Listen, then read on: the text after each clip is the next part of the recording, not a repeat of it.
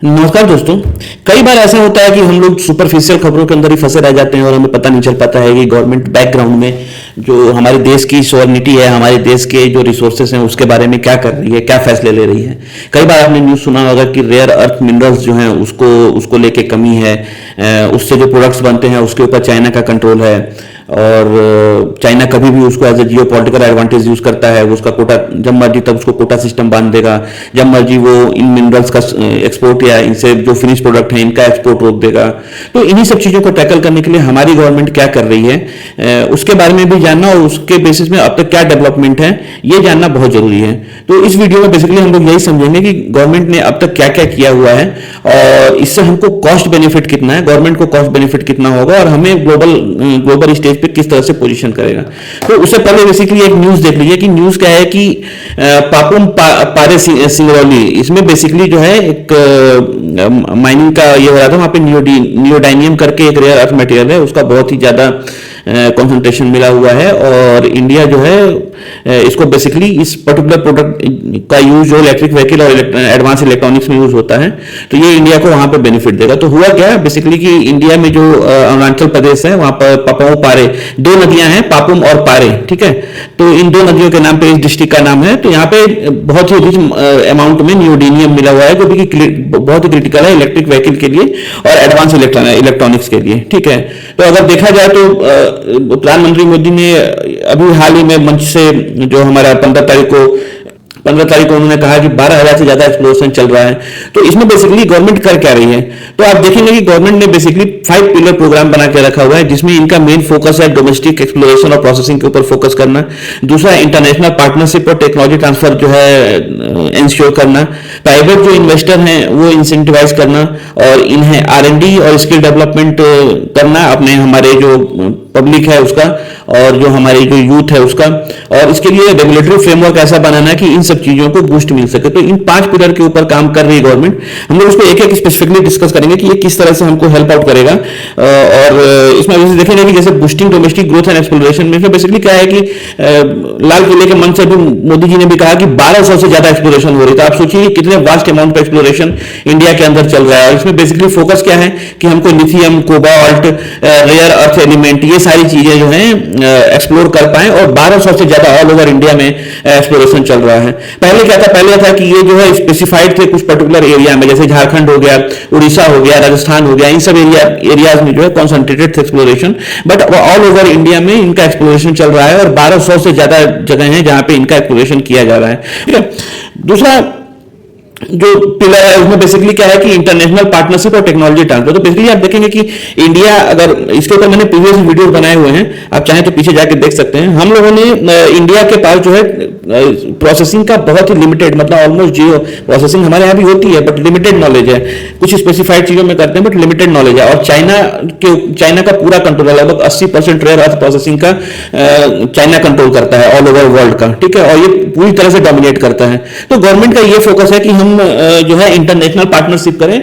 उसमें बेसिकली क्या है कि हम लोग ऐसे जगहें एक्सप्लोर कर पाए जहां पे रेयर अर्थ मटेरियल का रिच डिपॉजिट है, जैसे कोबाल्ट, कॉपर, लिथियम, इन सब का रिच कॉन्सेंट्रेशन हो। और कई कंट्रीज हैं जैसे ऑस्ट्रेलिया हो गया, अर्जेंटीना हो गया, चिली हो गया, अफ्रीका हो गया, इन सब कंट्रीज के साथ कॉन्फिडेंस करें कि आपके यहाँ अगर हम एक्सप्लोर करेगा तो हमारे पास एग्रीमेंट रहेगा कि वी कैन माइन दैट। उसमें उनकी जो भी रॉयल्टी बने उस तरह से, मतलब कि माइन जो है पर्टिकुलर माइन को पार्टनरशिप के साथ वहां पे एग्रीमेंट करना कि हमारा उसके ऊपर कंट्रोल हो सके। कंट्रोल इन द सेंस मतलब कि हम एक्सप्लोर कर सकें और हमारे पास एक एडेड एडवांटेज रहे कि हम वो पर्टिकुलर मटेरियल सप्लाई कर पाए या इनरिच कर पाए उस पर्टिकुलर माइन से, ठीक है। तो वैसे ही टेक्नोलॉजी का बहुत बड़ा प्रॉब्लम है कि इंडिया के पास बहुत ही लिमिटेड टेक्नोलॉजी है। हमारे पास टेक्नोलॉजी नहीं है कि कैसे प्रोसेस किया जाता है इन पर्टिकुलर मटेरियल्स को, खासकर रेयर अर्थ मटेरियल्स को। तो उसमें कोलैबोरेट कर रही है इंडिया यूएस के साथ, यूरोपियन यूनियन के साथ, जापान के साथ, ठीक है। तो बेसिकली मिनरल सिक्योरिटी पार्टनरशिप के अंतर्गत तो ये प्लान किया गया है और गवर्नमेंट इसके ऊपर हाईली इन्फ्लुएंशियल तरीके से वर्क कर रही है, ठीक है। टेक्नोलॉजी ट्रांसफर एग्रीमेंट भी हो रहे हैं इन कंट्रीज के साथ ताकि जो है टेक्नोलॉजी हमको मिल सके कि किस तरह से हम इसको एक्सप्लोर कर सकते हैं, इनरिच कर सकते हैं, जो हम मिनरल या जो ओर निकाल रहे हैं उसमें हम किस तरह से, क्योंकि रेयर अर्थ का आपको पता ही होगा, मतलब ज्यादा बताने की जरूरत नहीं है, आप लोगों ने पहले भी देखा होगा कि रेयर अर्थ मटेरियल इसको बेसिकली जो कई सारे रेयर अर्थ मटेरियल हैं एक साथ जो है ये रहते हैं, उनको आपस में डिवाइड करना मुश्किल है, मतलब सेपरेट करना मुश्किल है। वो टेक्नोलॉजी इंडिया के पास नहीं है। तो India basically technology transfer agreement के थ्रू ये चीज इंश्योर करने की कोशिश कर रही है। हाल ही में आप देखेंगे कि इंडिया ऑस्ट्रेलिया कोलैबोरेशन हुआ है लिथियम के सोर्सिंग के लिए और उसके ऊपर प्रोसेसिंग के ऊपर रिसर्च करने के लिए। तो सिक्योरिंग इंटरनेशनल पार्टनरशिप और technology transfer is also a Paramount. और सेकंड पिलर है रेयर अर्थ मिनरल्स की सिक्योरिटी इंश्योर करने के लिए। थर्ड क्या है, प्राइवेटाइज इन्वेस्टमेंट। अब आप ये देखेंगे कि हर चीज गवर्नमेंट नहीं कर सकती। गवर्नमेंट के पास भी लिमिटेड रिसोर्सेज हैं, उनके पास भी लिमिटेड मैन पावर है जिससे वो काम करते हैं। तो अगर सपोज आप प्राइवेट फर्म्स के लिए, प्राइवेट ऑर्गेनाइजेशंस के लिए अगर ये सेक्टर ओपन कर देते हैं तो आप और ज्यादा तेजी से और ज्यादा और ज्यादा जो है रिफाइंड वे से इसको काम कर सकते हैं। ठीक है, तो पहले क्या था, जैसे IREL है, नाल्को है, ये मेनली जो है इन्वॉल्व थे। बट अब गवर्नमेंट क्या कर रही है, अभी हाल ही में मतलब 5-7 दिन पहले mineral mines and mineral development regulation act, इसके पे भी वीडियो बनाया है मैंने, 2023 इसको पास किया गवर्नमेंट ने संसद के अंदर, लोकसभा के अंदर। तो बेसिकली ये 1965 का एक्ट था और इसमें बहुत सारे लफनाज थे। जैसे कि मैं आपको एक सपोज एग्जांपल दे दूं कि सपोज आयरन ओर का टेंडर मिला हुआ है, किसी फर्म ने ये कोटेशन दिया हुआ है कि हम आयरन ओर यहां से माइन करेंगे और वहां से लिथियम निकल आया। तो वहां पे प्रॉब्लम क्या थी, वहां पे प्रॉब्लम ये थी कि आप आयरन, अगर लिथियम निकल आया तो आप लिथियम को माइन नहीं कर सकते, लिथियम को निकाल नहीं सकते, उसके लिए आपको सेपरेट टेंडर निकलेगा, सेपरेट आपको करना पड़ता। तो उसमें प्रोसेस टाइमिंग बहुत ज्यादा लगती थी। दूसरा, उसमें 2-4 ऑप्शन ऐसे थे जैसे कि 200 मीटर से ज्यादा आप नीचे नहीं डिग कर सकते हैं। और बहुत सारे मिनरल मतलब रिसर्च में पाया गया है कि बहुत सारे ऐसी जगह हैं जहां पर 200 मीटर से नीचे बहुत ही रिच अमाउंट में मिनरल्स इंडिया के अंदर भी मौजूद हैं। तो बहुत सारे लकनाज थे previous mine and mineral acts में, उसको डेवलप करके इन्होंने डेवलपमेंट एंड रेगुलेशन एक्ट जो है इसको कर दिया और उसके अंदर ये चेंजेस लाए ताकि प्राइवेट जो फर्म्स हैं उनको पार्टनरशिप का मौका मिले और जो पेपर वर्क है, जो प्रोसेस, जो टाइम लगता है इन सब चीजों में, वो रिड्यूस हो सके। ठीक है, तो बेसिकली पब्लिक प्राइवेट पार्टनरशिप को एक्सप्लोर करने का यहाँ पर है। दूसरा, गवर्नमेंट ने प्राइवेट कंपनीज को ये भी बोला है या इंडियन कंपनीज को बोला हुआ है कि भाई आप बाहर के, मतलब इन रूल्स के अंदर ये भी ऑप्शन दिया है कि आप जो है बाहर किसी कंट्रीज में ओवरसीज एसेट भी बना सकते हैं जहां पे आप माइनिंग एक्सप्लोर कर सकते हैं और माइनिंग मतलब मिनरल एक्सप्लोर कर सकते हैं और माइनिंग कर सकते हैं। वो पर्टिकुलर साइट को आप जो है एक्सप्लोर कर सकते हैं माइनिंग के लिए। ठीक है, ये बेसिकली अफ्रीका और साउथ अमेरिका के साथ इन्होंने किया हुआ है इंडिया ने अभी हाल ही में।